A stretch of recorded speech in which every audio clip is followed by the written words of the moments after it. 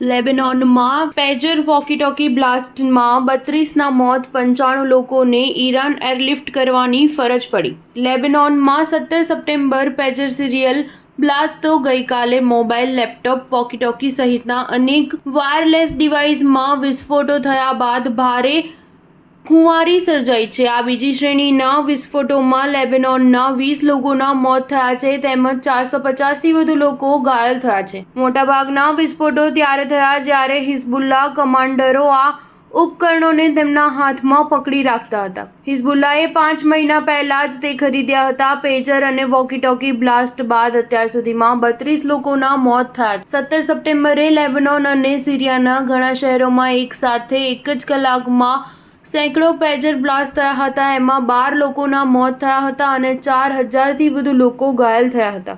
હિઝબુલ્લાહે આ પેજર હુમલા માટે ઇઝરાયેલની ગુપ્તચર એજન્સી મોસાદને જવાબદારી ઠેરવી છે. ઈરાનની સરકારી સમાચાર એજન્સી અનુસાર લેબેનોનમાંથી 95 લોકોને સારવાર માટે ઈરાન મોકલવામાં આવ્યા છે. રેડ ક્રેસન્ટ સોસાયટીના વડાએ જણાવ્યું હતું કે આ અઠવાડિયે લેબેનોનમાં વિસ્ફોટમાં ઘાયલ થયેલા 95 લોકોને વધુ સારવાર માટે ઈરાન લઈ જવામાં આવ્યા છે. તાઇવાનના સંરક્ષણ મંત્રાલયે એ વાતને નકારી કાઢી છે કે તેમને લેબેનોનમાં થયેલા વિસ્ફોટ વિશે અગાઉથી જાણકારી હતી.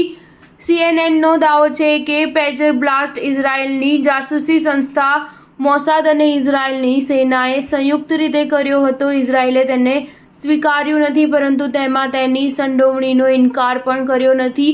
પેજર બ્લાસ્ટ પછી પેજર પર તાઇવાની કંપની ગોલ્ડ એપોલોના લેબલ જોવા મળ્યા હતા. જ્યારે તાઇવાનને આ વિશે પૂછવામાં આવ્યું કે શું ઇઝરાયેલે તાઇવાનને હુમલા અંગે અગાઉથી જાણ કરી હતી, તેના પર તાઇવાનના સંરક્ષણ મંત્રાલયે આ બ્લાસ્ટ અંગે અગાઉથી કોઈ જ માહિતી ન હોવાનું જણાવ્યું હતું. સ્ટાર ન્યૂઝ 7 હંમેશા સચ્ચાઈની સાથે.